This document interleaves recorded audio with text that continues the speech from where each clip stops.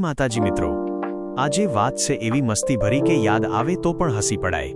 એક દિવસ સંજય, કિરણ, સોમલો, વિશાલ, ચીકો, વીરુ, મનો અને નરેશ આ આઠે મિત્રો સાથે બેઠા હતા। વાતો ચાલતી હતી, હસી મજાક થતી હતી અને અચાનક કિરણ બોલી ઉઠ્યો, અરે યાર, ડડુસરના ખેતરમાં કાશી બોર આવ્યા છે, બહુ મીઠા છે એમ સાંભળ્યું છે।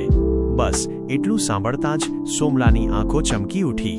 એ તો ખાવાનો શોખીન બોલ્યો, વાત શું કરો છો? આજે નહીં જઈએ તો પાપ લાગશે।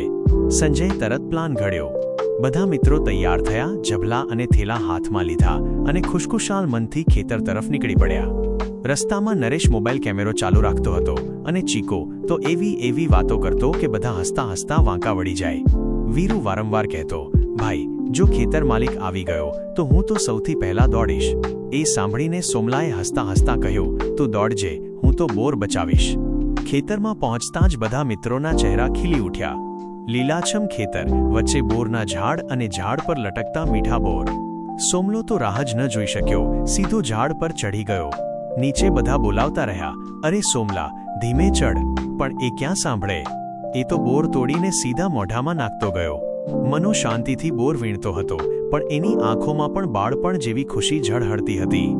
ચીકો એક હાથમાં બોર અને બીજા હાથમાં જોક્સ। એ બોલ્યો, આ બોર એટલા મીઠા છે કે ખેતર માલિક પણ આવે તો હસી જશે। એ વાતે બધા હસ્યા। નરેશ બધું કેમેરામાં કેદ કરતો હતો અને સંજય વારંવાર બધાને કહેતો, થોડા સરખા રહેજો, અવાજ ના કરશો।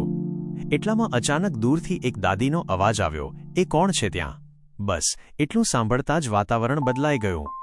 વીરુએ જોરથી ચીસ પાડી, ભાગો ભાઈ, ભાગો, દાદી ડંડો લઈને આવી રહી છે। અને બધામાં થોડી ગભરાટ ફેલાઈ ગઈ। સંજયનો જબલો હડબડાટમાં ખુલી ગયો અને બોર જમીન પર વેરાઈ ગયા। ચીકો તો ભાગતા ભાગતા પણ હસતો રહ્યો, બોર ગયા તો શું, ખાવાની મજા તો મળી ગઈ। થોડીવાર પછી બધાએ પાછળ જોયું તો ખબર પડી કે દાદી પાછા ચાલ્યા ગયા। બસ ખેતરમાં આજુબાજુ લોકો તમાકુના પીલા તોડતા હતા। બધા મિત્રોએ રાહતનો શ્વાસ લીધો અને ધરાઈને બોર ખાધ્યા અને જબલામાં બોર ભરી લીધા અને હાથમાં જેટલા બોર બચ્યા હતા એ ચાલતા ચાલતા ખાતા રહ્યા। સોમો બોલ્યો, આજે તો દોડ પણ થઈ ગઈ અને બોર પણ મળ્યા, ડબલ મજા આવી ગઈ। બધા મિત્રો ફરી હસવા લાગ્યા। સાંજ થવા લાગી હતી અને સૂર્ય ઢળવા લાગ્યો હતો અને મિત્રો એકબીજાને જોઈને બોલ્યા, આવી મસ્તી ફરી થવી જોઈએ હો। એ દિવસે કોઈ મોટી વાત ન બની, પણ મિત્રો સાથે વિતાવેલી આ પળો બધાની યાદોમાં સદાય માટે વસી ગઈ। દરેક મિત્રોનો આભાર અમારી વિડીયો જોવા માટે, અને વિડીયો ગમ્યો હોય તો લાઈક કરી દેજો। જય માતાજી।